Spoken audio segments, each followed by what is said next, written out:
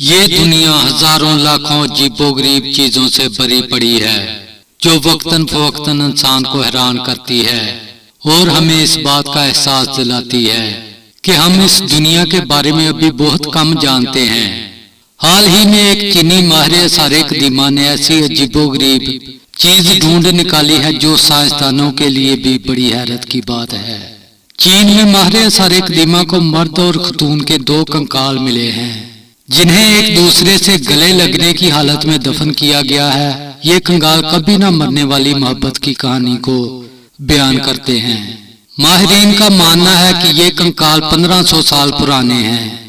انہیں سال 20,020 میں شمالی چین میں کھوجا گیا۔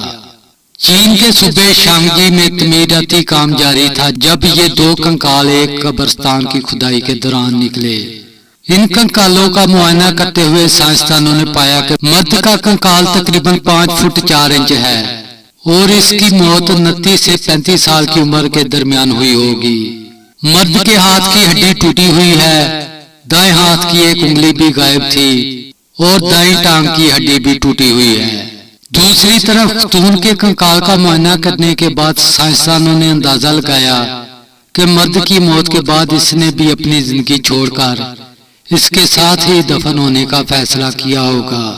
خاتون کی عمر 35 سے 40 سال کے درمیان ہے جبکہ اس کا قد 5 فٹ 2 انچ ہے۔ سائنسدانوں نے اس رپورٹ میں بتایا ہے کہ امر پریم کی ایسی مثال آثار قدیمہ میں کم ہی دیکھنے کو ملتی ہے۔ محققین نے لکھا ہے کہ شوہر اور بیوی کو گلے لگنے کی حالت میں دفن کیا گیا ہے تاکہ دونوں دوسری دنیا میں بھی ساتھ رہ سکیں۔ رپورٹ کے مطابق مردوں اور عورتوں کا ایک ساتھ دفن ہونا عام بات نہیں، وہ بھی گلے لگنے کی حالت میں۔ چین میں یہ پہلی بار دیکھا گیا ہے جس نے اس وقت کے معاشرے میں محبت کی سوچ کو ظاہر کیا ہے۔ سائنسدانوں نے کہا ہے کہ 386 سے 534 کے درمیان شمالی وی ڈائناسٹی کے دوران ان کنکالوں کو دفنایا گیا ہوگا۔ دوستو، یہ تھی ایک چھوٹی سی ویڈیو۔ اگر ویڈیو اچھی لگے تو ہمارے چینل کو سبسکرائب کریں اور ویڈیو کو لائک کریں۔